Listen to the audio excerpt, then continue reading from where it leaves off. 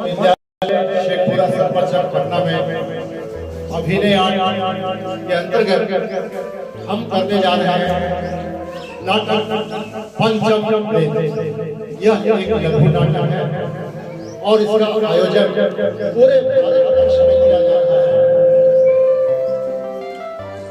यह आयोजन जन भारत रत्न महोत्सव यानी कि इंटरनेशनल थिएटर फेस्टिवल के अंतर्गत 2025 आयोजन राष्ट्रीय लोक विद्यालय और इस पूरे कार्यक्रम में जो योगदान करता है जिनका ये कॉन्सेप्ट है वो है मिनिस्ट्री ऑफ कल्चर भारत सरकार। हम स्वागत करते हैं इस विद्यालय के प्रधानाध्यापक डॉक्टर विनय कुमार चौधरी सर, आपका स्वागत। थैंक यू, बहुत बहुत धन्यवाद सर। और ये विश्वमित्र विद्यालय के अंतर्गत आज हमारे रंगमंच के लोग आए हैं और इस विद्यालय में जो आज कार्यक्रम रंगमंच के द्वारा किया जा रहा है, नाटक का नाम है, ये नाटक है पंचम प्रेम और ये अभिनय आर्ट्स पटना के तहत ये पूरे भारतवर्ष में इसको मनाया जाता है। और ये फेस्टिवल ऑफ इंडिया के तहत ये नाटक किया जा रहा है।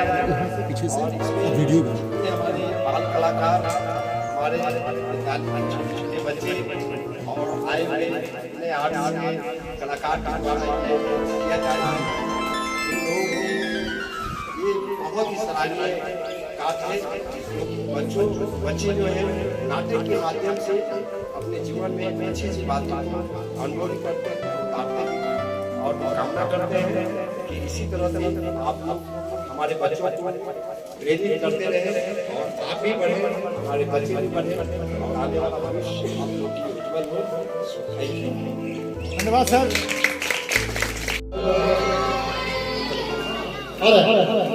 हेलो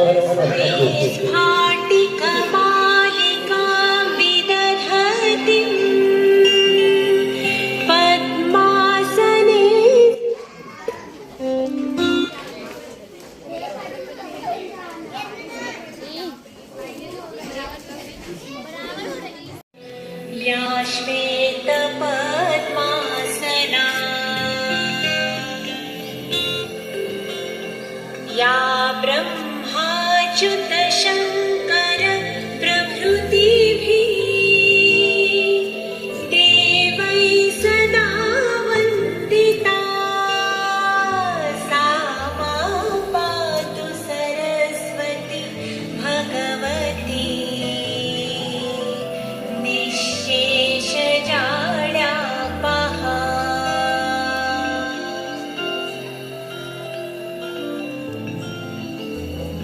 शुक्लां ब्रह्म विचारसार परमा माद्यां जगद्व्यापिनीं वीणां पुस्तकधारिणीं ममयदां जाड्यान्धकारापहा। दुर्जनों का नाश हो, सज्जन रहे निर्भय सदा, वो दुर्जनों का नाश हो, सज्जन रहे निर्भय सदा, दुर्जनों का नाश हो।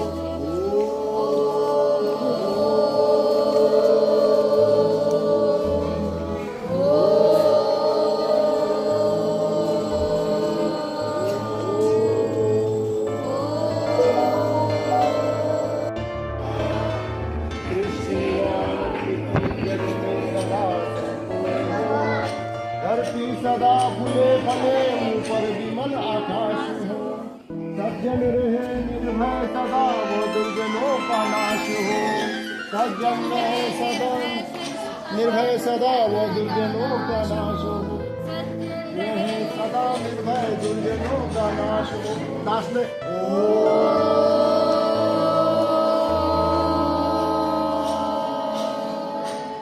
ठीक है।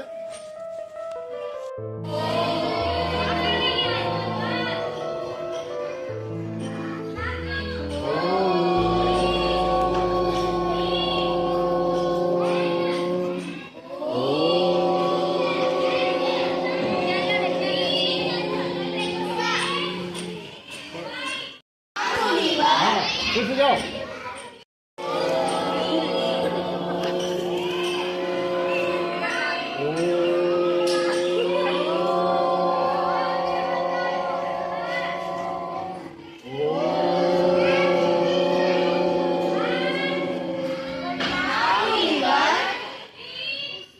ही समाज को कुछ भी सीखा है, खास कर लो राजनीति की गतिविधियों में नहीं चूक नहीं होनी चाहिए।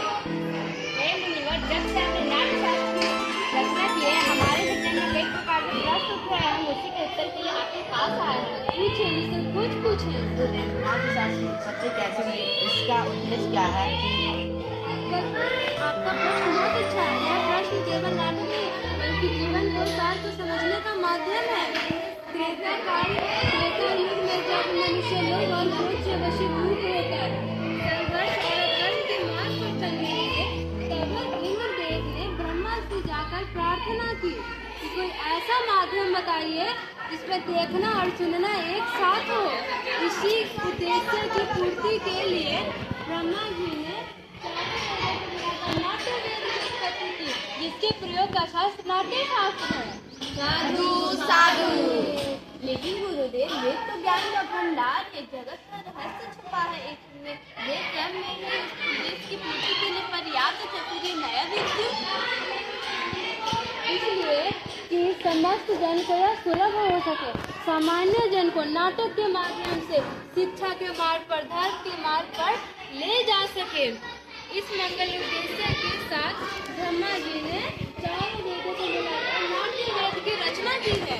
चारों वेदों के वो क्या है जिसमें नाटक में जो ये पाठ सुन रहे हैं आप, ऋग्वेद से लिया गया है। इस सुंदर गान का आधार सामवेद है। यजुर्वेद से अभिनय और अथर्ववेद से रस लिया गया है। चारों वेदों के अंगों को मिलाकर नाट्य शास्त्र की रचना हुई है। गुरुदेव, तो क्या नाटक केवल देवताओं के लिए बनाया गया है? नहीं, यही संशय दानवों ने ब्रह्मा जी के सामने रखा था। तब ब्रह्मा जी ने उत्तर देते हुए बताया कि नाट्य शास्त्र सबके लिए है। यह देवताओं, दानवों, मनुष्यों के शुभ अशुभ कर्मों को बतलाने वाला है। इस शास्त्र में त्रिलोक्य का अनुकीर्तन है। नाटक तो दुखों को, सुख दुख को, थकावट को और दुख से पीड़ित व्यक्तियों को आराम देने वाला है। नाटक में संपूर्ण रस, संपूर्ण शास्त्र, संपूर्ण भाव, संपूर्ण शिल्पों और कर्मों का सन्निवेश है। ऐसा कोई ज्ञान, ऐसा कोई कर्म नहीं जिसमें नाट्य ना हो। अद्भुत। समस्त सृष्टि का समावेश लौकिक और अलौकिक भी बहुत धर्मी सारे प्राणियों के भावों की प्रतिनिधि कला है। हाँ ऋषिगण, नाटक को समस्त कलाओं का उद्गम कह सकते हैं, या कह सकते हैं समस्त कलाओं का संगम। मुनिवर, नाट्य कला तो अद्भुत कला है, उतना ही जरूरी है जितना जीवित रहने के लिए सांस लेना। फिर हमारा समाधि तक नहीं लेता। कला कर्म अनावश्यक निसंदेह मुनिवर, कला समाज तो पशुओं का समाज है। नहीं है। हम कलाकार हैं, नीति नियंता नहीं। कला कर्म करना हमारा धर्म है।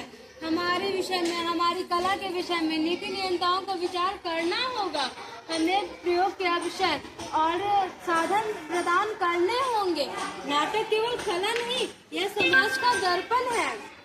संपूर्ण रंगमंच धर्म, समाज, सांप्रदायिक और सामाजिक विभेदों से परे जाकर समग्रता में एकता की भावना लाता है। रंगमंच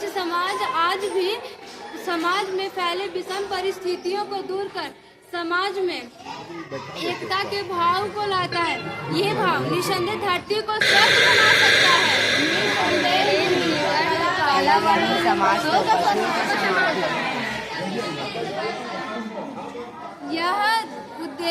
यही आशा और उद्देश्य से एक समाज में कला और कलाकारों को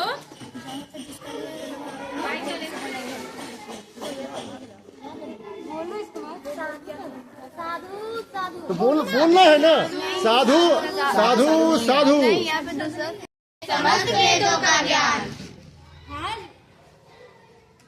के स्वागत के लिए अपनी प्रस्तुति तैयार कर आपकी प्रतीक्षा कर रहे हैं। चलिए चलकर नाटक का आनंद लेते हैं।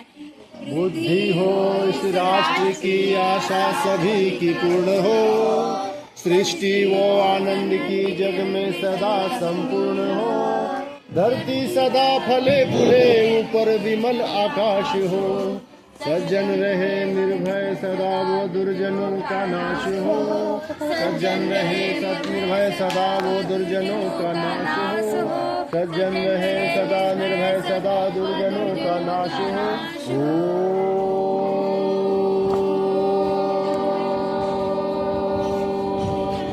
प्रणाम कर सको कथा बस